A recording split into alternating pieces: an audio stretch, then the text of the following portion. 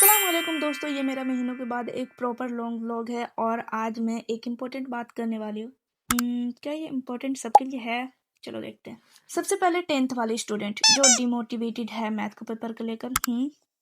हो ना, इतना हार्ड पेपर, मतलब सीरियसली 11th और जेई नीट लेवल का क्वेश्चन और हर सेट का डिफिकल्टी लेवल एकदम अलग अलग। बेसिक का बेसिक नहीं रहा और इससे सबका कॉन्फिडेंस हिल गया। मतलब जो पढ़कर भी गया ना उसको भी लगा कि अब नेक्स्ट पेपर में हमारा क्या होगा। मतलब ये पेपर तो सबका कॉन्फिडेंस एकदम खत्म ही कर दिया। लेकिन इंग्लिश का पेपर हुआ तो थोड़ा कॉन्फिडेंस बूस्ट हुआ। और देखो, पेपर हार्ड था ये फैक्ट है, लेकिन अब फैक्ट सुनो। जो पेपर हो गया सो हो गया, उसके बारे में ज्यादा सोच कर ओवर थिंकिंग कर कर उसको अब ठीक करने तो नहीं जाओगे, पेपर दोबारा देने तो नहीं जाओगे। उसके बारे में जितना तुम सोच रहे हो वो तो टाइम वेस्ट हो रहा है ना। कुछ नहीं कर सकते, जो हो गया सो हो गया, अब भूल जाओ उसको। अब जो नेक्स्ट पेपर आने वाले हैं उस पर फोकस करो, उस पेपर को जम के तैयारी करो। अब देखो नेक्स्ट पेपर कैसा आता है, लेकिन इस लेवल का करो, एकदम जमकर तैयारी करो। जो हो गया सो हो गया, अब जो नेक्स्ट आने वाले हैं उसकी जमकर तैयारी करो। सो प्लीज ओवर थिंकिंग मत करो, इसमें आपका टाइम वेस्ट हो रहा है। जितना तुम ओवर थिंकिंग करोगे ना उस पर, अगर नेक्स्ट टॉपिक पर फोकस कर लोगे तो उससे ज्यादा तुम नेक्स्ट पेपर में लिख कर आओगे। अब बात करते हैं रमजान की। रमजान के स्टार्टिंग डेज ऑनेस्टली थोड़े डिफिकल्ट होते हैं। रूटीन मैनेज करना मुश्किल लगता है, स्लीप साइकिल डिस्टर्ब होता है, एनर्जी लो रहती है। लेकिन जब 4 से 5 दिन सेम रूटीन फॉलो करते हो ना तो अपने आप बॉडी और माइंड एडजस्ट हो जाता है। और हाँ, हर किसी के लिए रमजान सेम नहीं होता। किसी के कोई प्रोडक्टिव मानता है तो कोई अनप्रोडक्टिव फील करता है, लेकिन मेरे लिए रमजान प्रोडक्टिव है क्योंकि इस मंथ में हम अल्लाह ताला का ज्यादा से ज्यादा इबादत करते हैं। और सबसे इम्पोर्टेंट बात, इसमें हमें खाने पीने की टेंशन नहीं होती। मतलब पूरे दिन एकदम खाने पीने से फ्री। नॉर्मल डेज में क्या होता है, खाने का टाइम हो गया तो पढ़ाई छोड़नी पड़ेगी। और हम मिडिल क्लास वाले में तो और होता है कि खाना निकल गया और चलो अब खाने, पढ़ाई को बाद में कर लेना, लेकिन अभी खाना निकल गया तो खाना खाने चलो। और उसके बाद जो काम होगा वो काम खत्म करके तुम पढ़ने के लिए बैठोगे।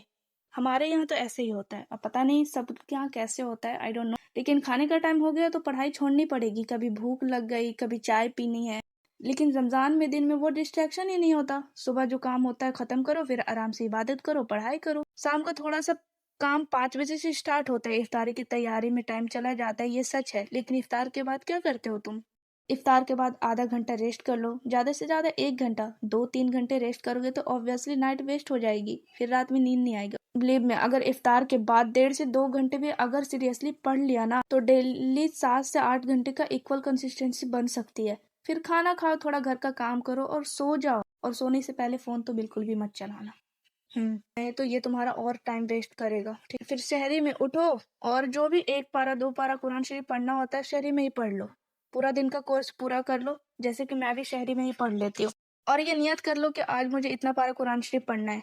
मेरा तो टारगेट 1 से 1.5 पारा का होता है जैसे। और हाँ, ये मैं आसानी से कर लेती हूँ, मुझे ज्यादा नहीं करना। ये नहीं कि बस यही करना, अपनी स्टडीज पर भी फोकस करना है और इबादत पर भी करना है। और एक और चीज माइंड में रखना, हर दिन कुछ नया सीखना है। ज्यादा से ज्यादा इबादत करेंगे, कुछ उसके बारे में नया सीखेंगे। रमजान जिस लेवल पे मिलता है ना उसे नेक्स्ट लेवल पर छोड़ना चाहिए। सच बोलूं, डेली बेसिस पे हम इतने बिजी रहते हैं नॉर्मल डेज में कि कभी कभी खाने की टेंशन, कभी काम का प्रेशर, कभी पढ़ाई को बीच में छोड़नी पड़ती है। लेकिन रमजान में दिन का फोकस क्लियर होता है। और मुझे पर्सनली लगता है अगर कोई स्टूडेंट रमजान को सही यूज करे तो डिसिप्लिन एकदम चेंज हो जाएगी, कंसिस्टेंट रहने सीख जाएंगे। और अगर आप भी 10th 11th या कोई भी स्टूडेंट हो ना तो इस रमजान को वेस्ट मत करना। चाहे एनर्जी लो हो, चाहे रूटीन परफेक्ट ना हो, बस डेली थोड़ा सा बेटर बनना है।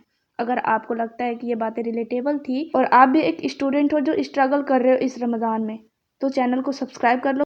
इस रमजान 1K फॉलोवर्स कंप्लीट करो तो गाइस प्लीज, इंशाल्लाह हम साथ में ग्रो करेंगे, स्टडी भी और दीन भी। तो सब्सक्राइब करना मत भूलना। और हाँ, ओवर थिंकिंग मत करना, नेक्स्ट पेपर को अच्छे से देना।